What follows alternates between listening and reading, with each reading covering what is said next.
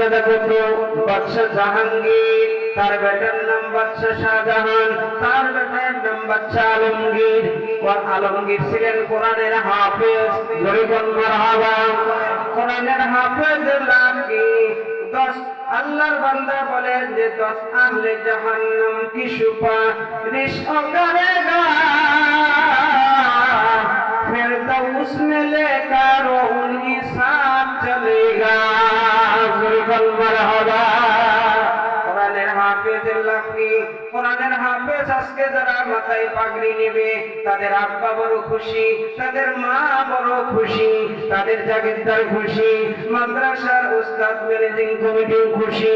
আজকে আমাদের মাদ্রাসার থেকে মাদ্রাসার ছাত্ররা কোরআনের হাফেজ হয়েছে, সম্মানিত পাগড়ি পরিধান করা হবে। বাদশা আলমগীর কোরআনের হাফেজ হওয়ার পরে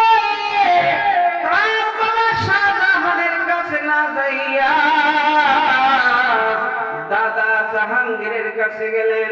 দাদা জাহাঙ্গীর, সম্রাট জাহাঙ্গীর তার কাছে গেলেন, কিন্তু দাদা তার আদর করে না। দাদা খুশি হয় না, নাতিকে কোলের মধ্যে নিয়ে চুমু খাইবে, আদর করবে, খুশি করবে, উপঢৌকন দিবে, কিন্তু কিচ্ছু করে না। মনটা খারাপ। বাদশা জাহাঙ্গীরের কোল থেকে বাদশা আলমগীর ফিরে আসলেন কোরআনের হাফেজ। ফিরে এসে বাবা শাহজাহানের কাছে কান্নাকাটি করতেছে, বাবা এত কষ্ট করে করে রাত জেগে জেগে কোরআন পড়লাম, রাত দিন কোরআন পড়া পরে পুরা 30 পারা কোরআনের হাফেজ হইলাম। বাবা আমার এত কষ্টের সাধনা আমার দাদা তো খুশি হয় নাই, আমাকে আদর করলো না, উপটও কোনো দিল না। কথাগুলা শোনার পরে বাদশা শাহজাহানের মন খারাপ। শাহজাহান বাদশা জাহাঙ্গীরের কাছে গিয়ে বললেন, বাবা শুনলাম সন্তান আসছিলেন, আলমগীরকে আপনি আদর যত্ন করেন নাই, তাকে ফটো কোনো দেন নাই, মারহাবা দেন নাই। ডেকে ডেকে বললেন যে ও শাহজাহান, তুমি আমার সন্তান, তোমার সন্তানকে কোরআনের হাফেজ বানাইছো।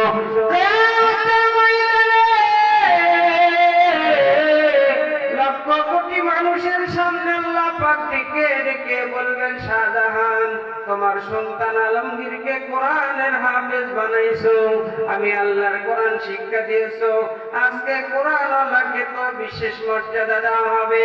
কোরআনের বাবা, কোরআন আল্লাহর বাবা হওয়ার কারণে, ওই বাদশা আলমগীরের বাবা হওয়ার কারণে আমি আল্লাহকে তুমি শাহজাহানের মাথায় একটা সূর্যের চাইতেও বেশি গুণালোকিত নূরে তাজ পরায় দিলাম। নূরে কল্লার হারা। আলমগীরের দাদা জাহাঙ্গীর এই কথা তার বেটা শাহজাহানকে বলতেছে, তোমার ছেলে হাফেজ হয়েছে, তোমাকে আল্লাহ তাজ পরায় দিবে, আমি দাদাকে তো দিবে না।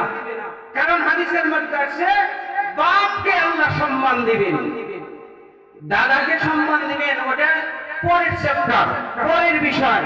কিন্তু সরাসরি কোরআনের হাফেজের সম্মানের পরেই তার বাবা মাকে, বাবার কথা বলা হয়েছে, মার কথা বলা হয়েছে, তাকে আল্লাহ নূরের তাজ পরায় দিবেন।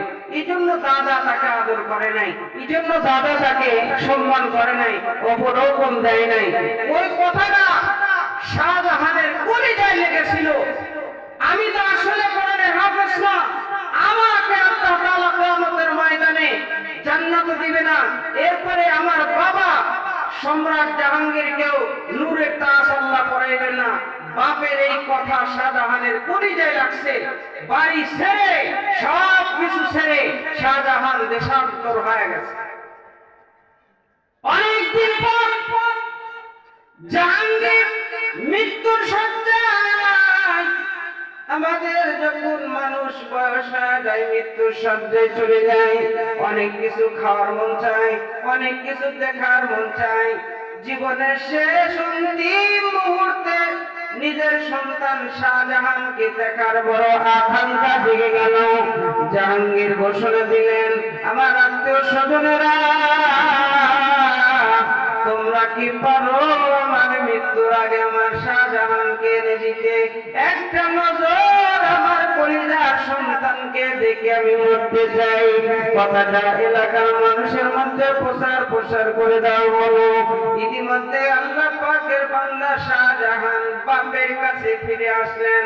অন্তিম মুহূর্তে আসার পরে শাহজাহানকে দেখা জাহাঙ্গীর একটা ধমক মারছে, আমি মারা যাব, আর এখন তুমি সন্তানকে কাছে পাইবে, কই থাকো তুমি? এই কথা বলার পরে শাহজাহান ডেকে ডেকে বললেন, বাবা গো, আমার ছেলে আলমগীর যেদিন কোরআনের হাফেজ হইয়া মাথায় পাগড়ি নিয়া বাড়িতে আসছিল, ওই দিন আপনি তারে কোলে নেন নাই, ওই দিন তার সাথে ভালো করে কথা বলেন নাই, ওই দিন আপনি তাকেও ফোটেও দেন নাই, কারণ আপনার সন্তান আমি শাহজাহান কোরআনের হাফেজ নয় বলে আপনাকে আখিরাতের আদালতে আল্লাহ সম্মান করবে না, এই জন্য আপনি মন খারাপ করেছিলেন। ও বাবা, ওই দিন আমার কথাটা কলিজায় লাগছিল, ওই দিন আপনার বাড়ি ছেড়ে আমি অনেক দূর চলে যাওয়ার পর আজকে পুরা 30 পারা কোরআনের হাফেজ হইয়া আপনি বাবার দরবারে ফিরে আসছি। সুবহানাল্লাহ। আমাদের ভিতরে এই অনুভূতি কি জাগে? জাগে না। আমরা নিজেদের ছেলে মেয়েদেরকে পড়াশোনা করাই না, তাহলে আমরা নিজেরা কি করব? আল্লাহর বান্দারা দিনের গান লাগান, অল্প সময়ের মধ্যে প্রধান মেহমান এসে যাবে। আমার ভাইরা, আমার বাবাজিরা, এই পৃথিবীর জমিন থাকার জায়গা নাই, একদিন না একদিন আমাদের সবাইকে চলে যেতে হবে। আওয়াজ করে কোন কথা ঠিক কিনা? আরো আওয়াজ করে কোন কথা ঠিক কিনা? আল্লাহর পয়গম্বর বললেন, দান হলো একটা বৃক্ষ, আর এই বৃক্ষের শাখা পোশাখা আছে, জান্নাতের দিকে হেলে দুলে আছে। কেউ যদি এই গাছটা ধরো, এই গাছের ডালটাকে টেনে টেনে আল্লাহর জান্নাতে নিয়ে যাবে। জোরে বল সুবহানাল্লাহ। আমার ভাইরা, আল্লাহর পয়গম্বর বললেন যে যারা কোরআনের হাফেজ হবে তাদেরকে আল্লাহ পাক মর্যাদা দিবেন, আদখালাহুল্লাহুল জান্নাহ, তাদের জান্নাতের মধ্যে প্রবেশ করাইবেন। 2 নাম্বার, জান্নাতে প্রবেশ করানোর পরে তার পাওয়ার বেড়ে যাবে, ক্ষমতা বেড়ে যাবে। ওই সময় তাকে আল্লাহ পাক ডেকে বললেন, ওয়াশাফাহু ফি আশরাতিন মিন আহলি বাইতিহি কুল্লুহুম ক্বাদ ওয়াজাবাত লাহুম নার। আল্লাহ বললেন, কোরআনের হাফেজ,